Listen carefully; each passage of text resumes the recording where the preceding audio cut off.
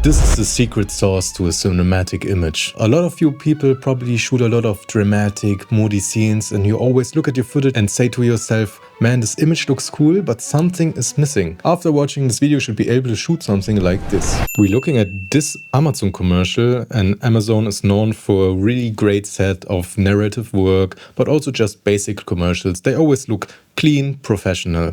And I'm going to show you what makes this frame professional and how you can adapt it in your projects. First things first, when you're going into a set like this, the things you're looking for is space. You need always bigger space than you need. This is a fairly big room because now you can create more depth from the wall. Also a little interior design tip, never let your sofa touch the wall. Always, it doesn't matter how big your room is, try to put your sofa not on the wall. It looks always better, and also when you're doing content at home or film something, you have a lot more depth. Also, next thing is make it feel alive. Don't make it feel realistic. Normal room wouldn't have all walls be with something at all, but this full wall in the background and these chairs and everything else makes the room feel alive. Before you about thinking what light, what camera, try to find the coolest location because that's 90% of your image. Always think about it. Our job is to film something and take that room or that person and mix our cinematography tricks into it to make it even cooler. But when the thing you're filming is boring, it's boring nonetheless if you do it in a nice lit way. So find this cool, alive room that a little bit tells something about the person and the life and his story. Then we go for camera blocking. Always, most of the time, you shoot into a corner. So I choose the camera position. That is fixed. And now I build the scenery around it. What I mean with that, because now we can create more depth. When I know the camera is here, we have this framing. I can put, let's put maybe this chair here in the foreground, and this corner looks a bit empty, so put a chair in here. Now we can create more layers that are realistic. Try not to overthink. A lot of people will maybe put now here a chair and then say, but here is the TV, there would never be a chair. It doesn't matter. Try to make the shots good as possible. In a commercial like this, you have 20 seconds, 15 seconds. No one thinks about your order in your room, that it's on the right place, and why do you have two lamps next to the window. It doesn't matter. Just try to fill up the frame as much as possible without it looking too bad, because sometimes you can overdo it when you don't have the right taste. But in my opinion, here this looks really good. It's completely full. No normal person would most of the time have this much stuff in their living room, but on a TV commercial, it feels natural. So now we put our actor on the sofa. This is our blocking for the scene. Also have a cat. Now, how do we light this person? I wouldn't light this person first. I would ignore her, put her off the frame, and start lighting the room. If you can see here, they're going with this nice sun golden hour look that is blasting into the scenery. So how we do effect like this, most important, keep the blinds down so that the light have something to break. So you can just can actually see the light source here a little bit. Put your aperture 1200D, 600D, and just blast it onto the scenery on angle and put it on a very warm color temperature so that you get this warm glow. So to see this light, you have to haze.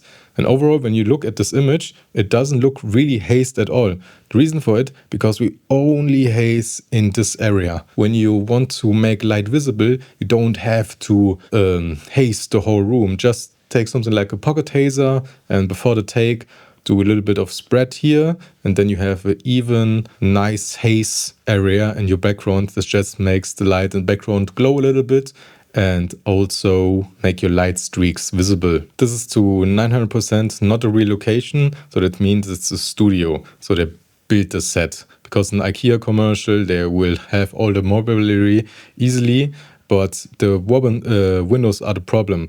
Most of the time you just put big butterflies in front of it, so you have an even white source. It looks a little bit overexposed, but you don't want to overexpose it most of the time. And then you use something like a sky panel or other huge lights. When you need the real output, you blast it into it. But here they just decided to, okay, this is actually not a light source, but it should look like it stay outside. So they just kept it on exposure that there is a little bit of light. They actually done with this main light here multiple things. Most important thing, don't only light your person. When you're lighting a room, light the room. So try to find nice ways to get a little bit of texture on the walls, on the floor, because now we have 1, 2, 3 layers and not just dark, bright, dark, and it looks really unalive. Your light should affect the whole room, but try to aim at the right position just to get a little bit more light interest. So next one is the key light for the person. We already put her in, and we want still a little bit of a contrasty look. So she looks really punched, really on exposure, and we will put something like an 600D with a big light dome and a grid, and we'll blast it onto her. Normally, I would use something bigger, like butterfly 8x8 with a grid on, but I think that looks so punchy that it couldn't be that big of a light source. Maybe it's also just a bigger carpet light or something like this, but I think something like a 600X should be enough to get this exposure on her, also on that contrast level. Next thing we probably notice is that she has a little bit of a cooler color on her hair. That means somewhere here is maybe a top light, also could be just a carpet light with a very high Kelvin, and just do a little bit of tints to fill in the shadows so that we have a little bit of color contrast into our scenery and onto our person, because we have this very warm background with the practicals and everything, but also our other things here like the carpet and the sweater are blue. So we get this really classical blue and orange color contrast without it feeling too extreme. Also, the big guy always on shots like this, and it's the secret, is nice practicals. So always try to put practicals into your image when you're doing a low-key shot, because sure, they make the room brighter, but it makes everything feel alive. Cameras love highlights, cameras hate shadows. So everything that it's a brighter highlight is pleasing to our eyes. And that's the reason why you sometimes see sleeping scenes and there's still a lamp on overall, or the lamp's on, because it still gives the feeling from night. It doesn't feel like, okay, we need these lights for exposure. They're just there to tell everyone, okay, it's dark in here. This is a close-up of the scenery, and now we can also see in the background these nice practicals that get a lot of interest. And now I think the light became a little bit softer. When you're going in for the close-up, you can change your lighting. For a close-up, we go always for a more softer light, so they probably put another diffusion in between the light, or change light setup completely. But I think you can just put, like I said before, a butterfly that's a little bit bigger with a half silk and a grid, and shoot your 600D, 1200D with softbox through it, so that you have a little bit of a fake book light, but you still get a little bit of punchy look, but it's not too soft, because when you look at the shadow on her nose, it's actually pretty dominant. So maybe they didn't even use a butterfly, or that you choose a smaller one, 6x6, 4x4, just something smaller. But also you still can see that the technique they often use is to fill in the shadows, like I said before, with a little bit of cool colors. What you can do, you would probably normally bounce it into something that you just now have maybe an ultra bounce above her, and then you choose very not that strong light, and just with a higher Kelvin you blast into it on a slow percentage, and it just fills the side with a little bit of blue color. Also, to get this nice contrast on her face, you would probably put a negative on the other side on her, so that the light from outside couldn't bounce back into her face, and now you get this really nice light mask on her face. Now we have the over the shoulder shot, and now we changed the light. This light that was clearly for her shooting in this direction moved, so that it's now giving her this nice edge light. So it's always, when you're going for an over shoulder, you have to change the light.